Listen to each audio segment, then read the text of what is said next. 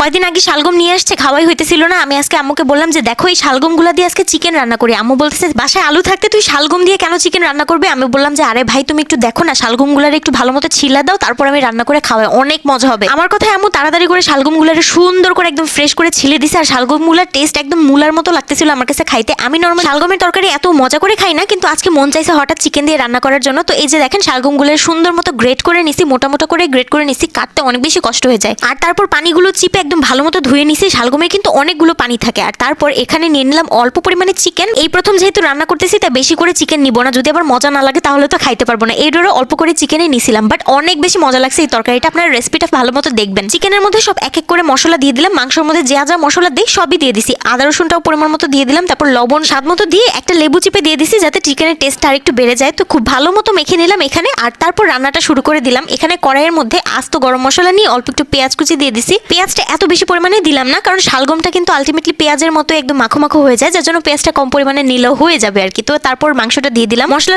তো আগেই সব ভালো মতো মাখাই নিয়েছিলাম, এখন আর কিচ্ছু দিব না, পানিও লাগতেছে না। এখন জাস্ট ঢেকে রেখে দিছি। একটু রান্না হওয়া শুরু হয়ে গেছে, দেখেন দেখাই যাচ্ছে। খুব ভালো মতো একটু নেড়ে চেড়ে নিব। এই চিকেনটা খাইতে আসলে অনেক বেশি মজা লাগে। আমি রান্না করার আগ পর্যন্ত না একটু ভয় পাইতেছিলাম যে গ্রেট করা শালগমগুলো দিব কি দিব না, দিলে যদি টেস্টটা খারাপ হয়ে যায়, কারণ শালগমের এক টেস্টটা একদম মুলার মতো লাগতেছিল, ঘ্রাণটাও মুলার মতোই আসতেছিল। আর ভিডিও করে ফেলতেছিলাম, তো ভাবলাম যে আচ্ছা ঠিক আছে দিয়েই দেই, দেখি না একবার এক্সপেরিমেন্ট করে কেমন লাগে। আমি ভাই জীবনও শালগম দিয়ে চিকেন দিয়ে খাই নাই, বাট এবার খেয়ে অনেক বেশি ভালো লাগছে আমার। তো এই যে দেখেন চিকেনটা ভালো মতো একদম কষায় নিছি, 2-3 বার একদম ঢেকে ঢেকে রান্না করে কষায় নিছি। আর তারপর আমরা দিয়ে দিলাম আমাদের গ্রেট করে ধুয়ে রাখা শালগমগুলো দিয়ে একটু ভালো মতো নেড়ে চেড়ে দিব। এটা চুলায় দেওয়া মাত্র একদম গলে যাইতেছিল এমন একটা অবস্থা। তো ঢাকা দিয়ে আবার রেখে দিলাম। এর মধ্যে কিন্তু এখন পর্যন্ত পানি দেই নাই। চিকেন কষানোর সময় কিন্তু পানি দেওয়া হয় নাই, চিকেন নিজে থেকে যে পানিটা ছেড়ে দেয় ওই পানি দিয়ে কিন্তু রান্না হয়ে গেছে। এবার দেখেন শালগমটাও একদম পানি পানি হয়ে যাবে রান্না করতে করতে, ওটা দিয়ে হয়ে যাবে। আর এই তরকারিটা আজকে একটু শুকনা শুকনা করেই রান্না করতে চাইতেছিলাম, যেহেতু মানে একটু নতুন ধরনের তরকারি, বেশি ঝোল ঝোল হলে খেতে ভালো লাগে না। আর এটা একটু ভুনা ভুনাই খাইতে দেখছিলাম আমি, যার জন্য এভাবেই রান্না করছি। এবার শেষ পর্যায়ে জাস্ট গরম মশলা পাউডারটা দিয়ে দিলাম। এটা হচ্ছে আম্মুর বানানো স্পেশাল গরম মশলা পাউডার। এটা মাংস রান্নার মধ্যে দিলে